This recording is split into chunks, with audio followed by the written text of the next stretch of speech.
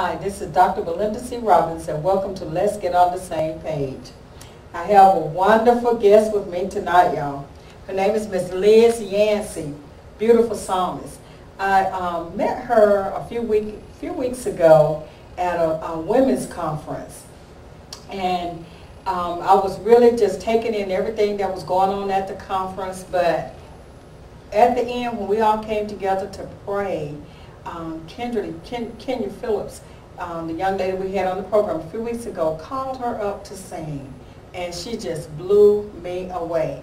For those of you that heard me on the program before talk about how much I love worship, she went into a worship, and I knew then I had to get her on the program. So welcome today, Miss Liz Yancey. Thank you, thank you. How you doing, girl? I'm doing wonderful. Now we're just gonna relax and we're just gonna have fun today. All right, okay? no problem. Right. Well, tell us how you got started in the music industry.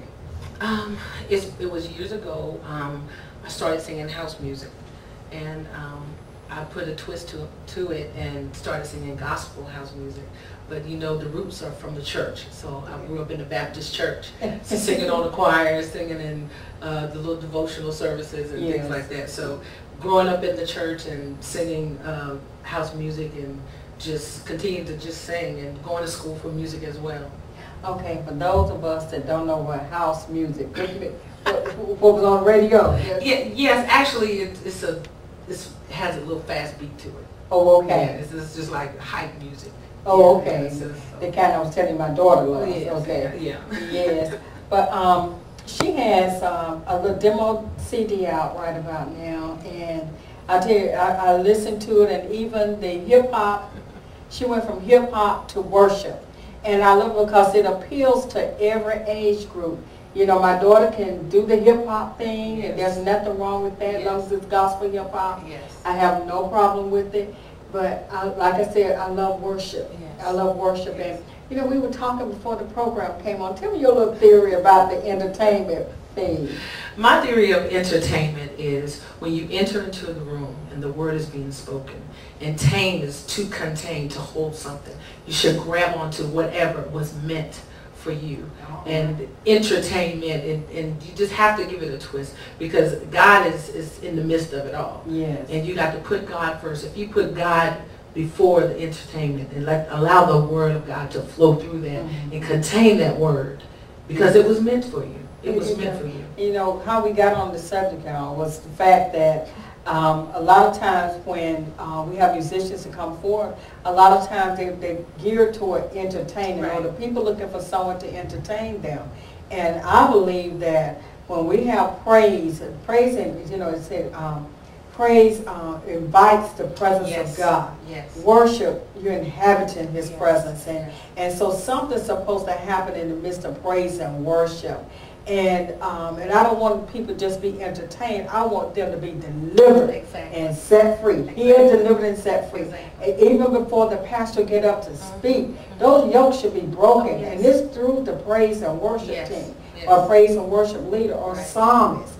That ground should be broken. That's right. So now I believe that true ministers of music, I don't want to just say an entertainer, but true musicians have a testimony. Yes. And when I saw you, I said, oh, she has a story. She has a story. So let's look a little bit about your history.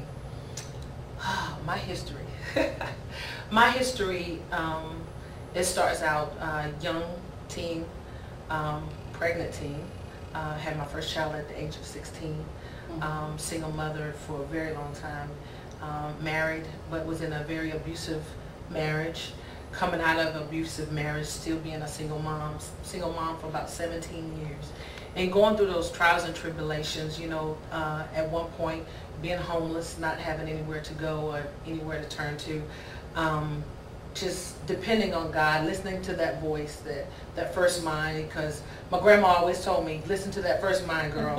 You listen to what that first thing that comes to your mind, you go for it. So I began to use the wisdom that my grandmother gave me and continue to move forward, and just praying that God would deliver me from some of the things that was going on in my life. And it was not an easy journey. And you know, I always tell young ladies that, you know, having a baby or sex before marriage is not a good idea. It's not a good idea. It's not anything that you should consider right now. It's things that you should just, you know, learn about.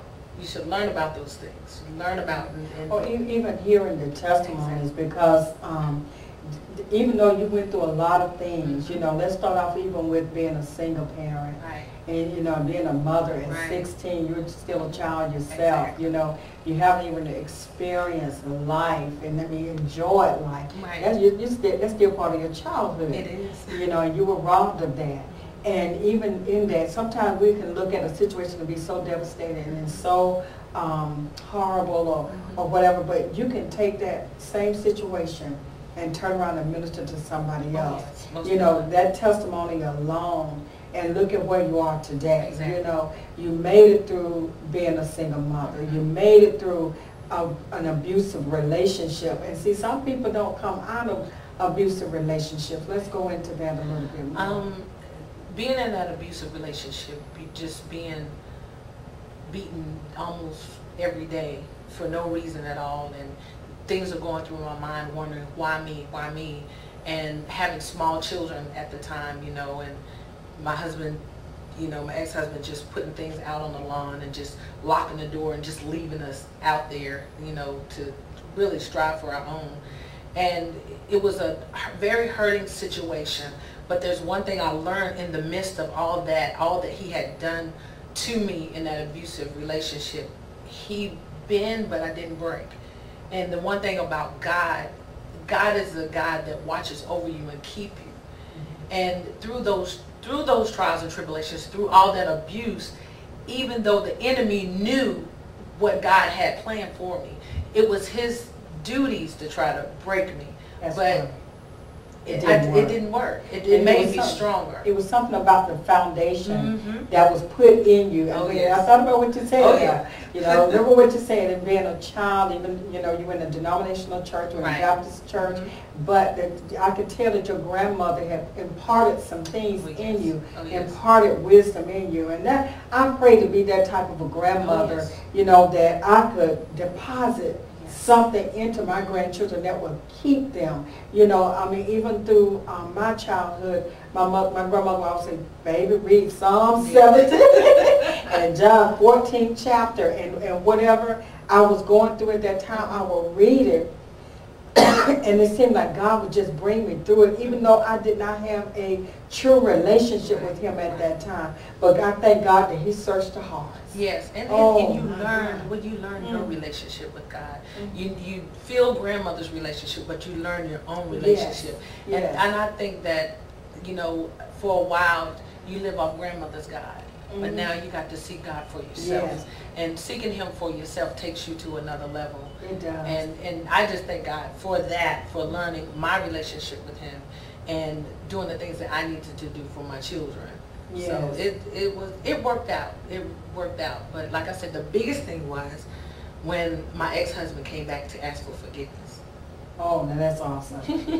That is awesome. When he asked for forgiveness, I mean, it blew my mind. He said, I know that I've really messed your life up, but would you forgive me for the things that I've done to you? And I had to forgive him. As a growing Christian, I had to learn to forgive. Yes. And when I learned to forgive, God began to elevate. Yes. And when he elevates, he elevates. You know, people don't understand that. A lot of time we want to hold on to those past hurts, and we want to hold on to that anger and this person did this to me, but it hurts you. Those people are gone on, Yes. but it hurts you. It hinders your growth and development spiritually. It hinders future relationships, because a lot of times when you take the old relationship, you don't allow healing. So one thing, you know, I talk to young people, you know, if you're in a relationship, especially a bad relationship, you got to take time to heal. That's right. You got to take time to allow God to work in you. Yes. Otherwise, you're going to take that baggage from one relationship to the next relationship, you know, and it just build up, and you take what he did to you into the next relationship. And so, but I thank God that even in that, you know, you had the heart to forgive this man.